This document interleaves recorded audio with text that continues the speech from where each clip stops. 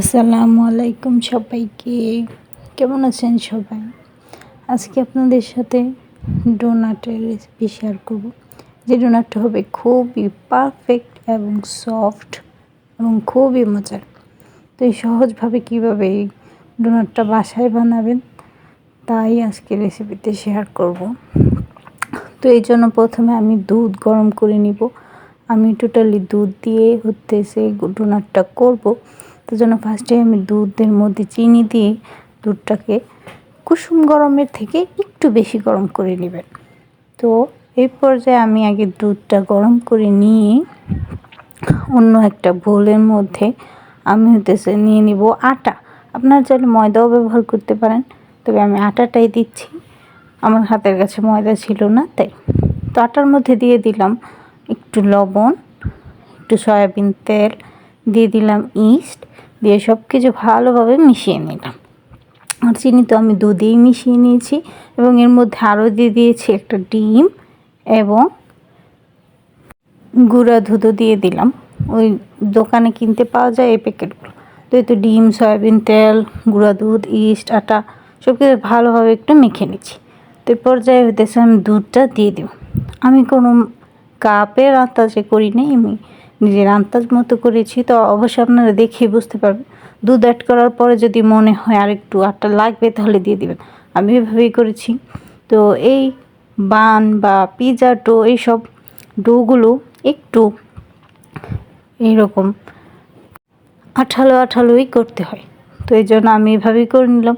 তো এটাকে কিন্তু অনেকক্ষণ ধরে মাখতে হবে। আর আমি মাখার উপরে আপনার বানটা বা ডোনাট যেটাই বলেন না কেন কীরকম হবে এটার উপরে নির্ভর করে। অবশ্যই এটা সুন্দর করে মাখতে হবে। তো এই তো আমি ভালোভাবে মেখে নিলাম। লাস্ট পর্যায়ে একটু তেল দিয়ে মেখে দিলাম এবং এটা রেস্টে রেখে দিলাম 3-4 ঘন্টার মতো। 3-4 ঘন্টাও হবে না, ওই দিন আমি 1 ঘন্টায় রেখেছিলাম। তো 1 ঘন্টা রেস্টে রাখছি, যার জন্য এটুকু ফুলছে। 1 ঘন্টার থেকে কম হবে, কারণ আমার মেহমান চলে আসছিলো তাই আমি একটু কমই রেস্টে রেখেছিলাম। তো এটা ব্যাপার না, এটা এভাবে রেস্টে রেখে দিলাম।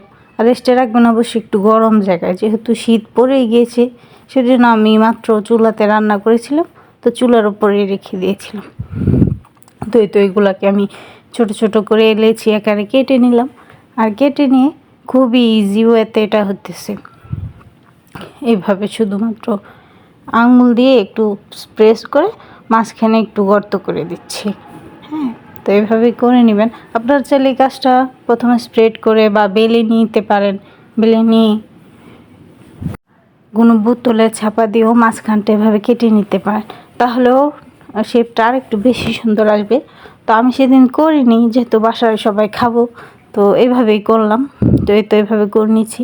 একের পর এক আমার সবগুলা হয়ে গিয়েছে। আর এগুলাকে আমি আরও রেস্টে রেখে দেবো 15 মিনিটের জন্য ঢেকে। অবশ্যই ঢেকে রাখবেন, সুতি কাপড় বা টাওয়াল দিয়ে ঢেকে রাখতে পারেন, কিংবা বড় ঢাকনিতেও ঢেকে রাখতে পারেন। এরই মধ্যে এগুলো একটু ফুলেও যাবে। তো এভাবেই করে নিচ্ছি। আর অবশ্যই আরেকটা কথা না বললেই নয়, ওই রেস্টে রাখার পরে ডোটা হালকা হাতে জাস্ট বাতাসটা বের করে নেবেন এবং এই ডোনাটগুলো সাথে সাথে তৈরি করে নেবেন। তো এই তো আমার তেল হালকা গরম হয়ে গেছে। অবশ্যই মিডিয়াম লো হিটে এটা ভাজার চেষ্টা করবেন। তো ফার্স্টেরটা একটু তাড়াতাড়ি ভেজে নিয়েছি, পরেরগুলো অবশ্যই ঠিক হয়েছে। তবু দেখেন এত ছোট করে নেওয়ার পরে এগুলো কতটা ফুলে গিয়েছে, খেতেও খুবই মজা হয়েছে। তো এইভাবে আমি সবগুলো ভেজে নিয়েছি এবং একটা পাত্রের মধ্যে গুঁড়া দুধ নিয়ে আমি গুঁড়া দুধে এগুলো একটু কুট করে নিয়েছি। গুঁড়া দুধে কুট করলে খেতে আর একটু ভালো লাগবে। আপনারা চাইলে চকলেটও ডিপ করে খেতে পারেন, সেই ক্ষেত্রেও আরও ভালো লাগবে।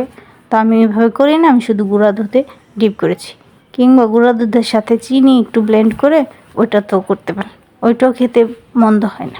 তো এই তো সবই বানানি শেষ। আর এটা হইতেছে পরের দিন সকালবেলার। এটা আরও সফট হয়েছিল, আরও মজা ছিল। তো এই তো শেষ।